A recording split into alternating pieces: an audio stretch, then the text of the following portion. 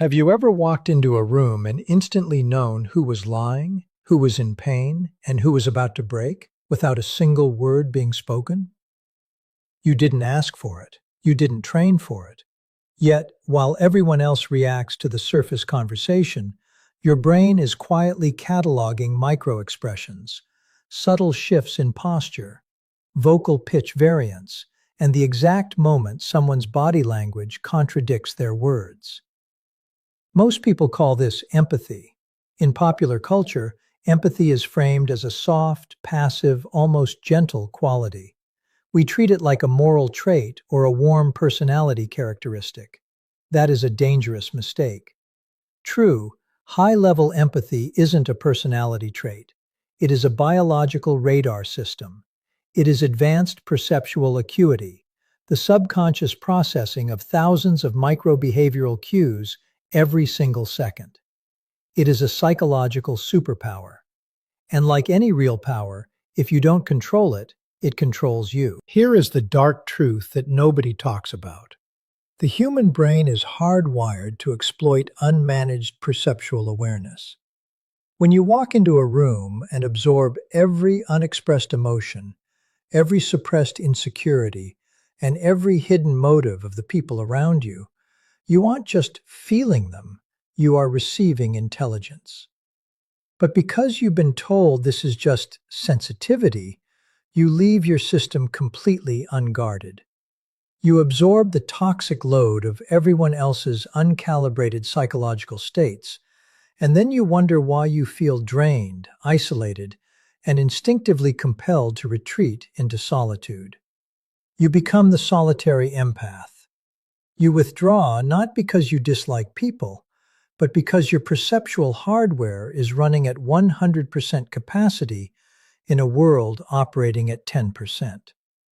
You carry a gift that makes you exceptionally observant, deeply influential, and nearly impossible to deceive. So why must you hide it? Because the moment people realize you can see through their psychological armor, their survival instincts kick in. Unconscious human dynamic laws dictate that when an individual feels completely perceived by someone else, they feel stripped of control. If they know you hold the key to their hidden motives, they won't admire you. They will attempt to neutralize, isolate, or exploit you. In this breakdown, we are going to dissect the behavioral mechanics of the solitary empath. We will cover the physiological reason your brain processes human behavior faster than average, how to convert raw emotional overload into actionable psychological intelligence, the exact behavioral protocol to cloak your acuity so you can navigate high-stakes social and professional environments with total stealth and authority. By the time you finish this, you will never view your sensitivity as a weakness again. You will understand it for what it truly is, a dangerous asset that requires tactical management. Let's begin with a fundamental principle of human behavior. The most powerful person in any room is the one paying the most attention while appearing to pay the least. Right now, as you listen to this, your brain is running a set of background programs. You are picking up on pitch, cadence, eye movement, and posture. For most people, those cues pass right through their subconscious without ever hitting awareness. They register a gut feeling or a vague impression, and they move on. But if you are a solitary empath, that isn't what happens. Your baseline state is different. You read the room like a tactical grid. You see the flash of contempt before a smile finishes forming. You spot the micro-shrug that betrays uncertainty in a confident pitch. You sense the suppressed panic behind someone's calm voice. You notice the precise millisecond a person's baseline shifts from open to defensive. It feels heavy. It feels like a burden you never asked to carry. And right now you might be asking, if this is a gift, why does it feel like a curse? Why does it leave me exhausted? And why do I feel the overwhelming urge to retreat away from everyone? Stay right here. Do not look away, because in the next few minutes, I am going to give you the exact operational mechanics behind why your mind works this way, and more importantly, the critical reason you must never let the world see the full depth of what you perceive. If you leave now, you will keep running the same broken loop, absorbing everyone else's noise, retreating in burnout, and wondering why your gift keeps burning you out. Pay close attention. To understand why you must conceal this ability, you first have to understand what it actually is. In behavioral profiling, we look at human interactions as a continuous stream of data. Every gesture, every blink rate modification, every vocal tone shift is a signpost indicating internal state changes. Most humans operate on low resolution. They hear words, look at expressions, and accept the surface presentation at face value. The solitary empath operates in high resolution. Your mirror neuron system and autonomic observation pathways run at maximum capacity. You aren't just watching a person speak, you are tracking their nervous system in real time. This is the forbidden gift. It is forbidden because it breaks the fundamental rule of social interaction, the illusion of the mask. Society functions on agreed-upon pretense. People put on a facade of confidence, kindness, or composure to navigate their day. When you look at them, you don't just see the facade, you see the structure behind it. Here is where the danger lies. When you walk into a social or professional setting with high perceptual acuity, you project a quiet, undeniable baseline of awareness. Even if you don't say a word, human beings possess an evolutionary instinct for being observed. When an individual realizes, consciously or unconsciously, that their mask isn't working on you, their brain registers a threat. Think about the psychological mechanics. The mask represents control. It protects their insecurities, motives, and status. Your vision bypasses the mask. The result: their subconscious brain flags you as an unpredictable variable. If you make it obvious that you see through people, they will not respect you for your depth. They will instinctively feel exposed.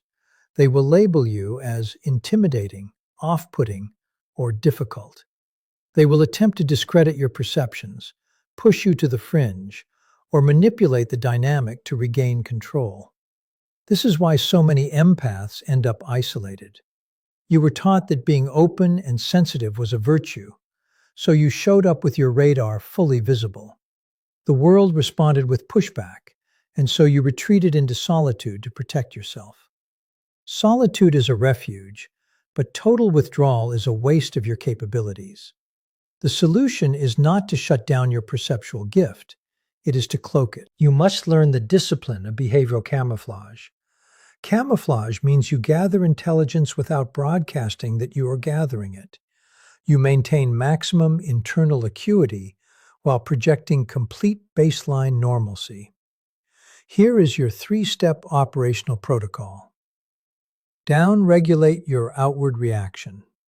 When you spot a lie, a micro-expression, or an insecurity, train your facial muscles to remain completely neutral.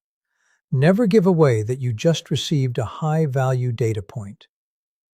Match the ambient energy. Mirror the baseline relaxation of the environment. If the room is casual, look casual. The less attention you draw to your focus, the more raw data people will display in front of you. Use solitude as a decontaminant, not a hideout. Use your alone time purposefully, not to hide from the world out of fear, but to process the data you collected, discharge accumulated stress, and reset your baseline. Your high sensitivity was never meant to make you a victim of other people's emotional baggage. It was meant to make you a master observer of human nature. Stop wearing your awareness on your sleeve. Stop telling people how much you feel, and stop confronting them with what you perceive before you have a strategic reason to do so. Keep your eyes open, keep your radar running, but keep your hands on the controls. Put on the posture of the ordinary, maintain the mind of the profiler, and treat your empathy not as a fragile vulnerability, but as the quiet, hidden weapon it was always meant to be. Empathy is universally marketed as an emotional quality, a soft-hearted disposition, or a warm personality trait that allows someone to feel what another person feels. That definition is not only inaccurate, but it is also precisely why people with high sensitivity find themselves perpetually exhausted and overwhelmed. When you strip away the romanticized language, human empathy in its highest form is not a feeling at all. It is a biological data processing system operating in high definition.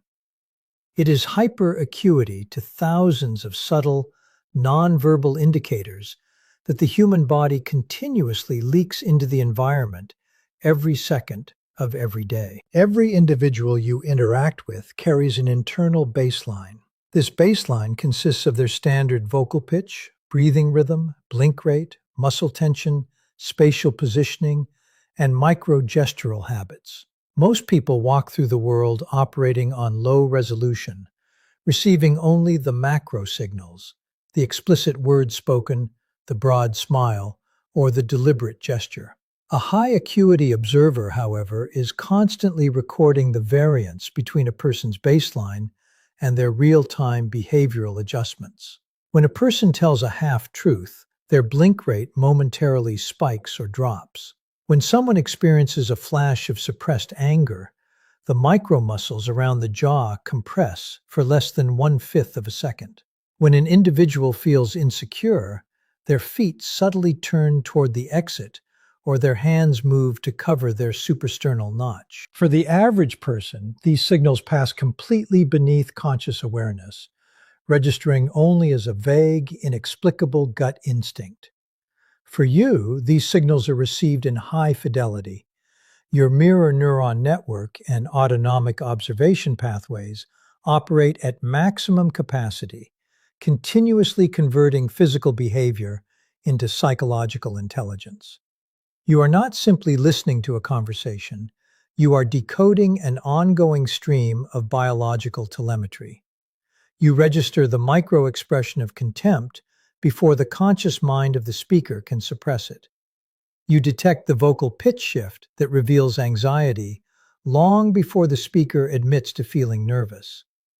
You notice the exact millisecond a person shifts from open engagement to defensive protection. This level of perception is fundamentally an intelligence-gathering function. Just as radar scans an airspace for deviations, your nervous system scans your immediate environment for psychological and behavioral anomalies. The reason this feels so intensely heavy to carry is that your brain treats every single piece of detected behavior as a real-time variable that must be calculated and accounted for. While everyone else in the room is reacting exclusively to the surface narrative, your mind is running background algorithms on the hidden motives, underlying stress levels, and emotional fault lines of every person present. Empathy is not a passive state of feeling sorry for someone. It is the subconscious processing of complex human behavior at a speed and depth that far exceeds standard social interaction. Recognizing this reality is the first crucial step toward mastering your perception, because once you understand that empathy is high-definition data collection rather than emotional fragility, you can stop treating it as a burden and start managing it as a precise analytical system. The perceptual paradox is the hidden engine behind the physical and mental fatigue experienced by individuals with heightened behavioral acuity. To understand why this exhaustion occurs, you must look at how the human brain allocates its processing power. In standard human interaction, a person listens to words, formulates a response, and pays minimal attention to nonverbal cues. This requires a relatively low expenditure of cognitive energy. However, when your perceptual system is running at high resolution, your brain does not merely listen, it actively tracks, measures, and calculates every micro-behavioral shift in your environment in real time. Every detected microexpression, every change in vocal cadence, and every subtle increase in muscle tension is treated by your nervous system as an active variable. When you enter a room with 5, 10, or 20 people, your mind isn't just taking in the macro-level social dynamic, it is simultaneously processing dozens of hidden psychological states. You are registering one person's suppressed resentment, another person's quiet panic, and a third person's veiled insecurity. Because your autonomic pathways do not filter this incoming data stream, your brain automatically attempts to manage and solve these unspoken variables as if they were immediate environmental factors. This creates a state of continuous cognitive hypervigilance. Your system is constantly adjusting its internal baseline to match, evaluate, or compensate for the dysregulated psychological states of those around you. It is the functional equivalent of running 50 demanding applications in the background of a computer operating system while trying to execute a simple task on the desktop. The hardware inevitably overheats, processing speed drops, and system battery drains at an exponential rate. This is why a simple social gathering or a routine business meeting can leave you feeling as physically battered as hours of hard labor. The paradox deepens because most high acuity individuals mistake this processing overload for an emotional failing. You have likely spent years believing that you are simply thin-skinned, overly sensitive, or incapable of handling social environments. You blame yourself for needing to pull away, retreat, or go silent. In reality, your burnout has nothing to do with emotional fragility and everything to do with computational overload. Your brain is attempting to regulate an environment full of uncalibrated human dynamics without your conscious permission. The constant, rapid-fire intake of subtle, non-verbal stress signals keeps your amygdala perpetually engaged, tricking your nervous system into believing you are navigating a continuous series of low-grade threats. When you fail to recognize this paradox, you remain trapped in a destructive loop.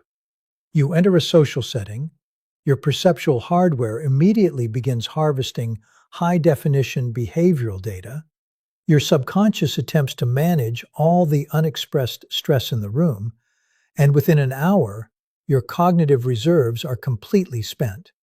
You retreat into isolation to recover, only to repeat the exact same pattern the next time you step out. The exhaustion you feel is the direct biological cost of running an advanced, unregulated surveillance system on an endless loop, treating every unsaid word and hidden emotion as a problem that your brain must immediately process, evaluate, and resolve. The threat response is the fundamental mechanism that governs how people react when they encounter someone who can see past their social exterior. Human society operates on an unspoken social contract where individuals present a carefully constructed mask, a curated identity designed to project confidence, competence, composure, and status. This mask serves as a psychological shield, protecting the person's deepest insecurities, secret motives, and unaddressed fears from public view. For the average person, this social shield works completely fine because most people only interact with the surface layer of human communication. When an individual with high perceptual acuity enters the picture, that social dynamic breaks down entirely. Even if you say nothing, your eyes, your posture, and your quiet baseline of calm observation communicate that you are not buying the surface presentation. Your nonverbal tracking registers the microexpression of contempt hiding behind a polite smile, the slight tremor in the hands that betrays intense panic, or the false cadence in a forced voice. Consciously or subconsciously, the other person feels this perception penetrating their armor. The moment a human being realizes that their mask is ineffective, their subconscious brain flags the situation as a direct threat to their status and control. In behavioral science, when a person feels exposed, their survival mechanisms immediately activate. The brain registers the loss of its social shield in the exact same way it registers physical vulnerability. Because their carefully constructed facade no longer guarantees safety or dominance, their nervous system shifts into a defensive posture. They do not look at your deep insight and feel admiration or gratitude. They experience existential discomfort. You become an unpredictable variable in their environment, someone who holds an asymmetric advantage over them because you possess accurate intelligence about their internal state while they remain blind to yours. This threat response manifests in specific, highly predictable behavioral patterns. Some people will attempt to regain control through subtle aggression, attempting to undermine your credibility, interrupt you, or mock your quiet demeanor to reestablish dominance. Others will practice social exclusion, labeling you as weird, untrustworthy, intimidating, or hard to read, effectively trying to isolate you before you can expose them.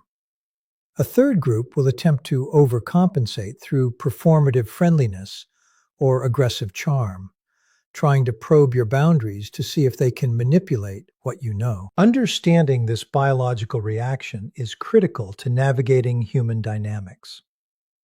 You must realize that when people react to you with hostility, coldness, or subtle sabotage, it is rarely personal. It is an instinctual attempt to neutralize someone who holds an uninvited window into their vulnerabilities. The average person will go to extraordinary lengths to defend their social mask, and if your presence threatens to tear that mask away, they will reflexively view you as an enemy that must be neutralized, discredited, or driven into the background. Strategic neutrality is the operational discipline that allows a high-acuity observer to exist in high-stakes environments without triggering the defensive radar of those around them. Once you accept that human beings become hostile when they feel exposed, you realize that possessing deep perceptual insight is only half the equation. The other half, the far more critical half, is mastering behavioral camouflage.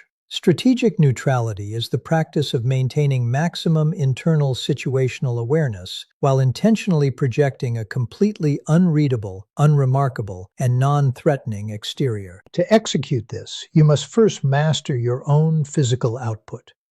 The human brain is an extraordinary pattern recognition machine. Just as you track others, their subconscious is continuously reading your posture, eye movements, and facial tension. When you perceive a hidden lie or spot an insecurity, your natural inclination might be to lock eye contact, lean forward, or let a subtle micro-expression of realization cross your face.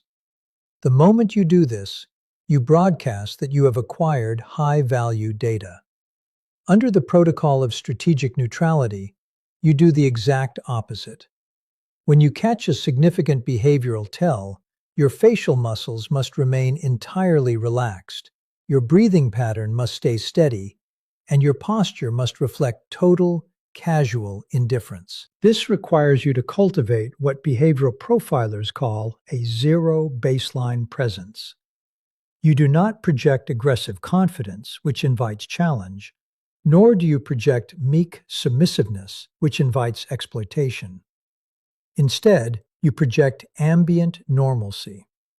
You match the general tempo, tone, and energy of the room. By blending seamlessly into the background social noise, you lower the perceived threat level of everyone present. People only guard their secrets and shore up their masks when they feel they are being actively scrutinized. When you present yourself as an ordinary, relaxed, and mildly unobservant participant, the people around you drop their psychological defenses. They stop managing their micro-expressions, they relax their vocal control, and they freely leak raw, unedited behavioral intelligence right in front of you. Furthermore, strategic neutrality requires absolute verbal discipline. Having the ability to see through someone's facade creates a powerful temptation to prove it, to make a sharp observation, call out a contradiction, or drop a subtle hint that you know what is really happening. Yielding to this temptation is an amateur mistake. Revealing your intelligence without a clear tactical objective destroys your advantage and immediately transforms you into a target. In strategic neutrality, knowledge is kept in reserve.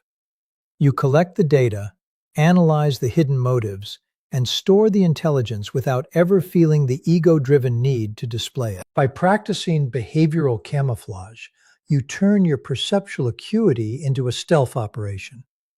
You become an invisible observer in plain sight, fully aware of every underlying dynamic in the room while remaining entirely unnoticeable yourself. You allow others to believe their masks are working perfectly, granting them the illusion of control, while you quietly retain the ultimate strategic upper hand. Operational discipline is the practice of converting solitude from a passive retreat into a deliberate, high-value protocol for mental calibration and intelligence management. For most high-acuity individuals, isolation is used as an escape hatch, a desperate reaction to the sensory and emotional exhaustion caused by being around uncalibrated human dynamics. You feel overwhelmed by the overwhelming noise of the world, so you collapse into your personal space to hide until your energy slowly returns. This passive isolation is a fundamentally defensive posture, and as long as you view solitude merely as a place to hide from the world, you will remain trapped in a fragile cycle of social exposure followed by complete burnout. True mastery over your perceptual hardware requires you to fundamentally reframe the function of alone time. Solitude is not a place to hide from a threat. It is a controlled environment designed for system de-escalation, data processing, and psychological sovereignty. When you step away from social interactions, your autonomic nervous system remains in a heightened state of vigilance, still attempting to process the backlog of nonverbal data, microexpressions, and underlying tension you accumulated throughout the day. If you do not actively manage this transition, your brain will continue running those high-intensity processing routines in the background, leaving you feeling anxious and fatigued even while sitting alone in a quiet room. To practice operational discipline, you must treat your personal time as an active reset procedure. The first phase of this procedure is complete physiological de-escalation. You must consciously signal to your nervous system that the surveillance phase is officially over. This is achieved by lowering environmental stimulation, regulating your respiratory baseline through slow, deliberate breathing, and releasing physical tension held in the jaw, shoulders, and core. By physically downshifting your body, you force your brain to step down from hypervigilance, stopping the continuous loop of threat analysis that drains your baseline reserves. The second phase of operational discipline is structured data offloading. Rather than letting the day's behavioral observations clutter your mind as a chaotic fog of unexpressed emotions and gut feelings, you compartmentalize them. You review what you observed objectively: the pitch shifts that indicated hidden stress, the baseline contradictions that revealed false confidence, and the underlying motives operating beneath surface conversations. By examining these data points with detached analytical clarity, you transform raw, overwhelming sensory input into structured intelligence. You stop asking, "Why did that interaction feel so heavy?" and start asking, "What specific behavioral data did my brain pick up? And what does it tell me about the dynamic?" Once that intelligence is analyzed, the final phase is total mental detachment. You intentionally discard the emotional noise attached to those interactions, refusing to carry the dysregulated states of other people into your personal space. Operation